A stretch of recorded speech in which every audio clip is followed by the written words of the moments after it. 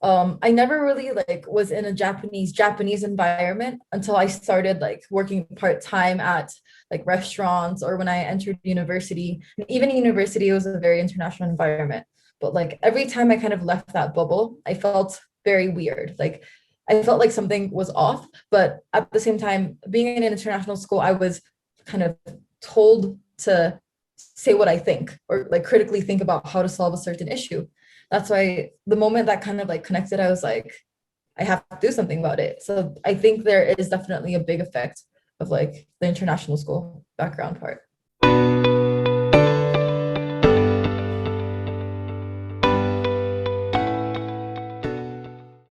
Welcome to Tokyo Alumni Podcast. This is the first episode of Season 8, Episode 71. Today, our guest is an entrepreneur and an activist.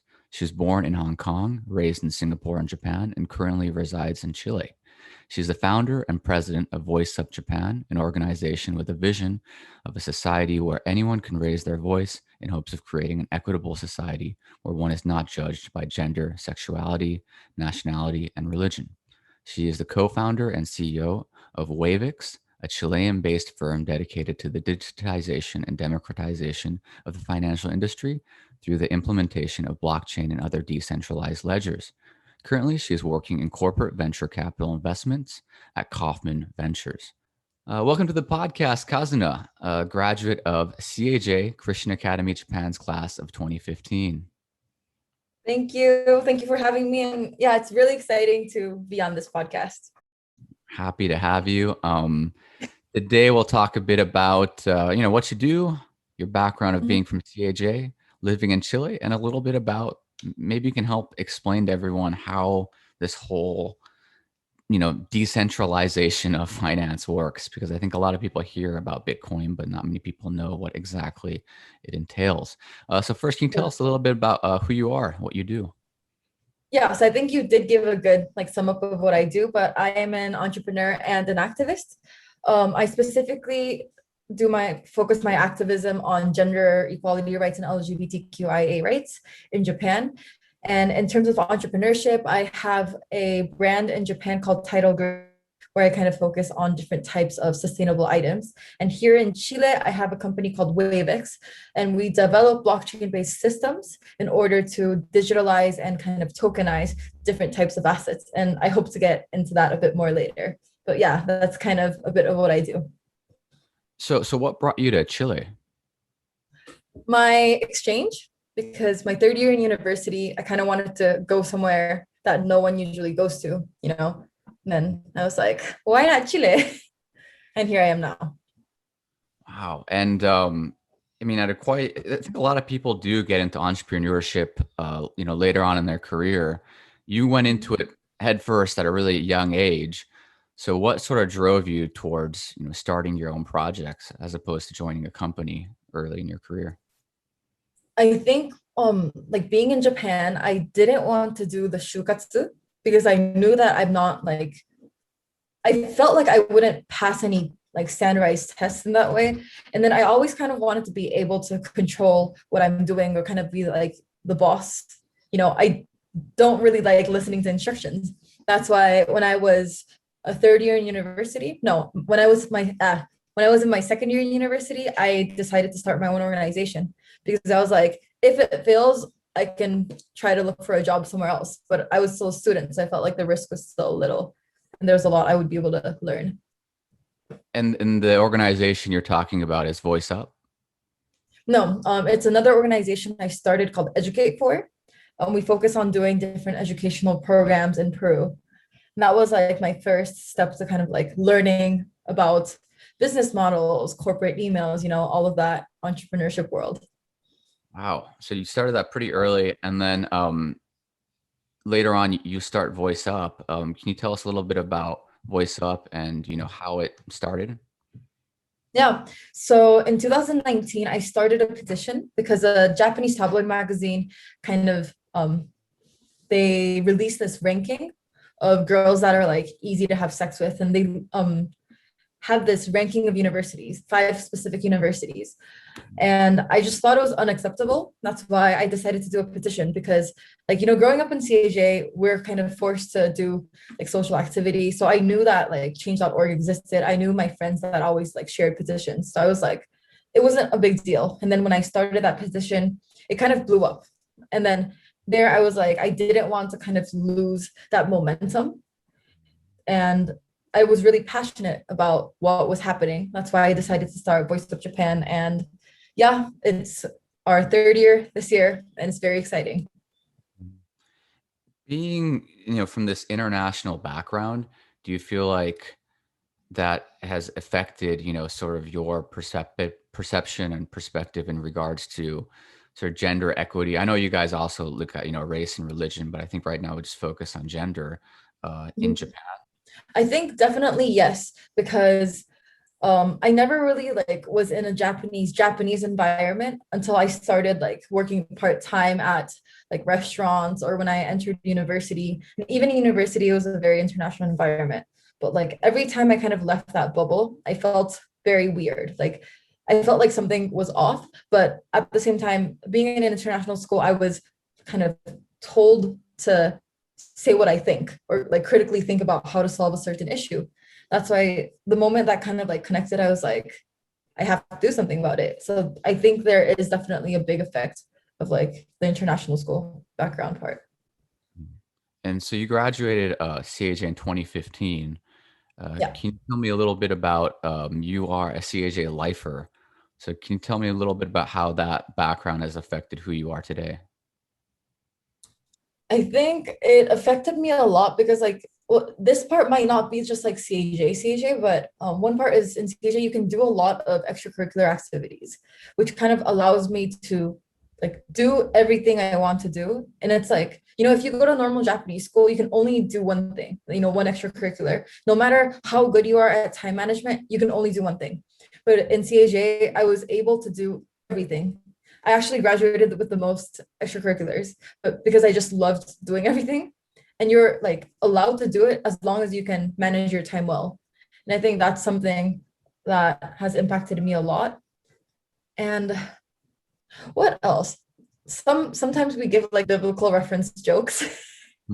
That's a thing that sometimes happens if you grow up in CAJ. Like there's like Christian jokes that you grow up with. It's very specific. It's very specific. Do you feel like the community in CAJ is kind of different from the communities at other international schools? Yes, but no. Like I feel like the no comes from the fact that right now more international schools kind of spend time together, Like I think my whole like my first 10, 12 years, no, my first like 10 years in CAJ, I was like in the CAJ community. So it was very different. But at the same time, when you enter high school, you meet more people. So then that whole kind of environment changes. But definitely like being in CAJ, it's different because even in Tokyo, we're kind of in the middle of nowhere. We're very far from all the other international schools. And I think the big part that CAJ does have a very Christian kind of background. And for example, a lot of my friends' parents were missionaries. So sometimes it's like we wanted to go on a trip, but the parents would be like, no, boys and girls can't sleep together. And we would be like, okay. So, like a part of me feels like I couldn't have that full experience because we couldn't have prom. Oh, Prom really? was illegal because yeah, it was apparently, well, dancing was also like prohibited for a while in our Wow. school. Well, actually, until like I'm not sure if it's like allowed now, but yeah. So it was like it was like international school, but very conservative. Hmm. I think that kind of might tie into earlier we were talking about gender, but you guys also, are strong proponents that voice up for sexual minorities, like, people who are part of the LGBTQ, plus community. Was there sort of a part of you that I imagine at a school like CAJ, with Christian ethos, there probably was a sentiment of, not accepting people of that type of sexual orientation. What was that like in high school? Was that overt or was it sort of subvert? No, that was definitely the case. I mean, for example, I think my senior year, it was right when Trump announced his presidency, you know? And then there you can really see how some people were actually inclining towards voting for Donald Trump because of his views against like same-sex marriage, abortion. And until a certain point in my life, I did grow up religious. That's why back then I myself did have the same values. I was against same-sex marriage. I was against abortion just because I was in that environment where that was kind of like the only choice or like truth I was told. And then I feel like after graduating, I had some friends that came up to me and like came out to me about their sexuality. And then I really felt like shamed that I thought that way when I was in high school. And I realized how much that environment was kind of oppressive. I mean, people did make jokes about like someone being gay, and there was a very toxic environment. And I realized that a lot of friends weren't able to like come out just because they couldn't risk being in that toxic environment. Yeah, and it's definitely, I mean, I know you're a bit younger than me, but I feel like the younger and more recent generations are definitely more open-minded. So, I mean, I graduated 2005 CAJ, and I mean, to my understanding now, some people come out in high school, which is definitely a difference. But I know at least my 4 years there, no one was openly gay, and everyone who came out basically came out as soon as they graduated, which, you know, it's kind of ironic because we're sort of meant to be this liberal, you know, progressive school. Yet, at least in the 2000s, it definitely was not a welcoming environment to people, you know, who are part of sexual minorities.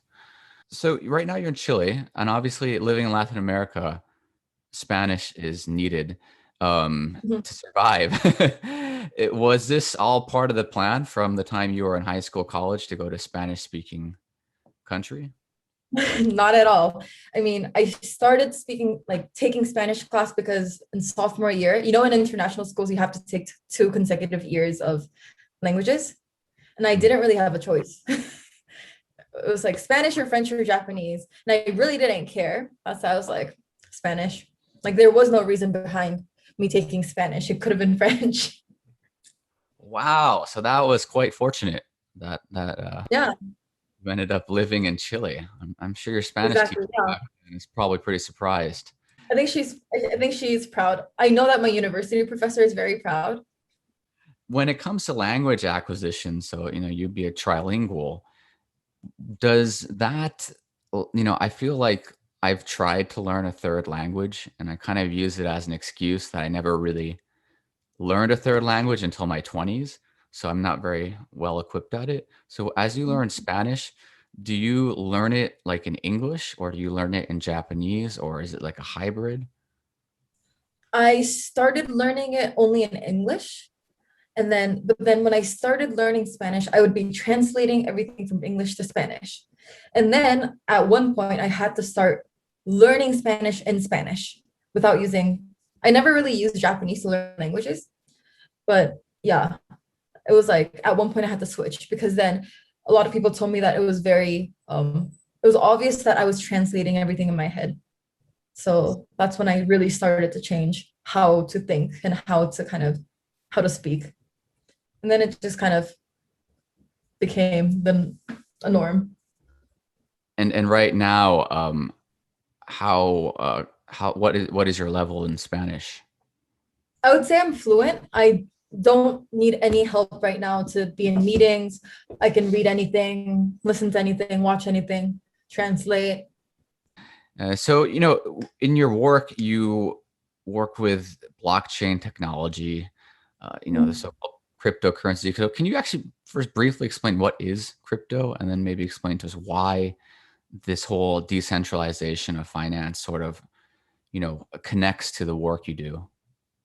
So cryptocurrency, I think it's really important to kind of like differentiate what cryptocurrency is and blockchain is, because I feel like a lot of people kind of just think it's the same thing. Because to kind of enter the other way around, blockchain is a type of technology. It's a type of decentralized technology. And in other words, people use the word like distributed ledger technology, which is basically a system to take like registry of what is happening. But instead of having a centralized system, like a lot of modern day technology does, it uses the system itself is decentralized. That's why every time a transaction happens, the transaction is noted in all of the nodes. That is usually all of the computers. That's why it's very hard to kind of reverse or hack into the system. Because if you want to hack into one system, you have to hack into all of the systems. Because every time a transaction is like added, it's confirmed between all of these nodes. And basically, cryptocurrency is a type of virtual currency that uses blockchain technology. Because, for example, a bank is very centralized, everything is like kind of the bank knows what's happening. But decentralized technology is kind of just, you kind of take away the middleman and everyone's able to do peer-to-peer kind of transactions. So in regards to, why do people want decentralized systems? What's the advantage?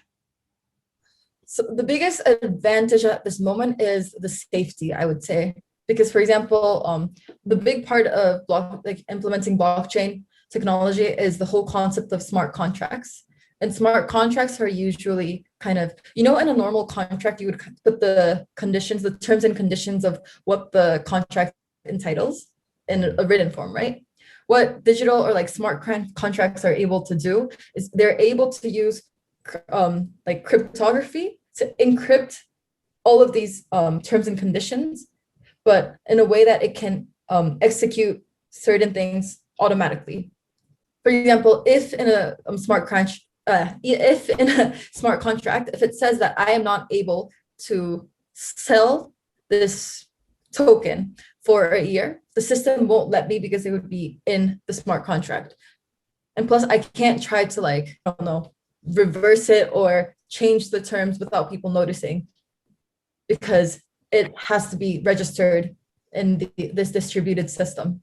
Where you work at Kauffman, can you explain to us a bit about that sort of structure? So Kauffman Group is one of the biggest kind of automotive groups. They represent the Daimler Group, so Mercedes-Benz here in Latin America, specifically in Chile and Peru and some countries in Central America.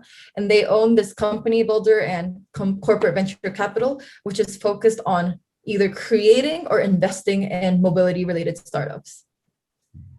So, for example, we have a project called Auto, that's spelled with a W, which is like a car sharing app. Like you can just open your app, rent a car, and drive it, leave it, and pay by the minute. Interesting. So you have this. So that's sort of one of the many things you do. I guess what I'm curious about your sort of day to day as a young entrepreneur is you don't have a set schedule like most people do. Right. It seems to be different by the day. So how do you structure your daily and weekly routine? And also, is there sort of an end game? Is there something that you want to eventually build up to, in a few years from now, decades from now? So in terms of my day to day, I usually try to wake up at the same time, because usually in the morning at around 7, I have meetings with Japan for Voice of Japan. And then I kind of start my day like that. And then I would go to all the meetings I have to in the morning. And then when I get to kind of breathe there, I would usually make a cup of coffee or kind of do my morning routine. And then, because usually, every day I have a certain number of meetings in the morning. It's all different meetings, but usually I have a meeting every morning. And then it's usually wake up, meeting, work, coffee, breakfast, shower, go back to work.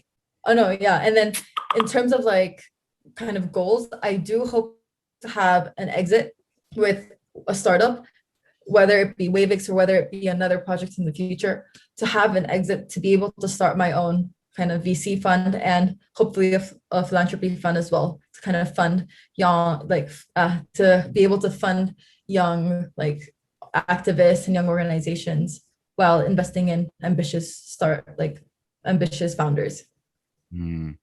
So with the, these various startups that you either contribute to or you're part of, there's this general theme of basically trying to make the world a better place, right? In a variety of forms, whether it's a more equitable society or, just not depleting our natural resources. Do you feel like ultimately you're going to land sort of in one area though, like whether it's sustainable development or is it gender equality? Is there sort of a direction that you're leaning towards right now, or are you sort of just doing everything right now?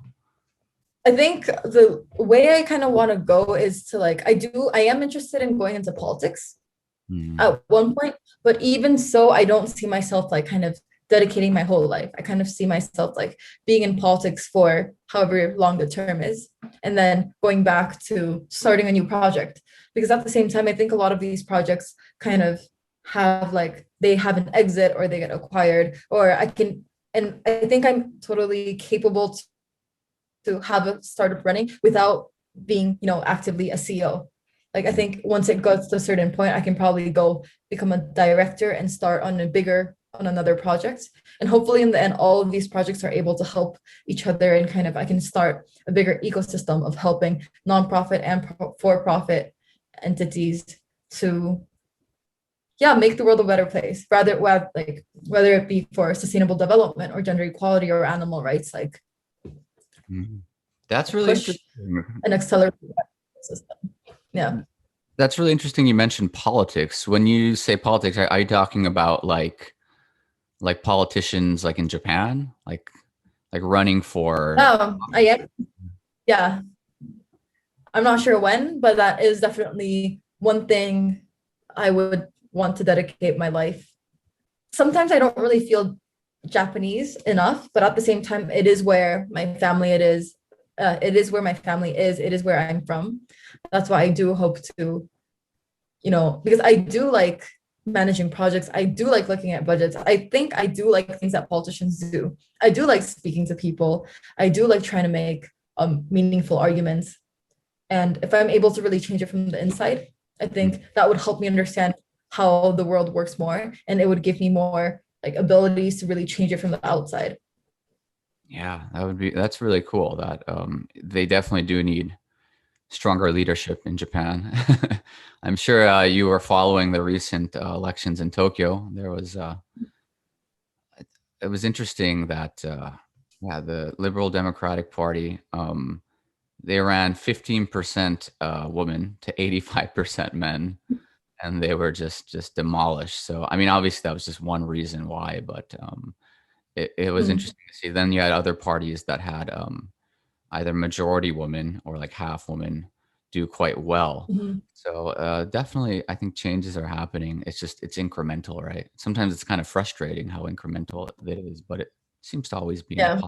at the very end of the podcast, I like to ask the guest what I know we just kind of talked about it, but and I don't mean to be redundant. But what's coming up in your life in the next few years, the next few decades, the next half a century. I don't know. They say this generation is going to live 100 years, right? So got quite a few years ahead of you. Yeah. So can you tell us what is to come? I think right now for me, it's just like a moment of growth. So I just want to keep learning, and I do hope to either get my MBA or my go to law school or both sometime before I turn 30, and then from there, kind of go find my next journey. But yeah, I hope I have an exit before I go to law school or get my MBA. That is my ambitious goal for the moment. Awesome. So it's nice having you today, all the way from Chile. So it's probably the farthest away, I think, from Tokyo, where I'm currently residing, or I'm not at my usual place. And yeah, it was nice talking to you. And hopefully I'll talk to you again sometime for the business competition. Yes, very excited to see young, ambitious entrepreneurs. All right, thank you, Kazuna. Have a nice day. Goodbye. Thank you.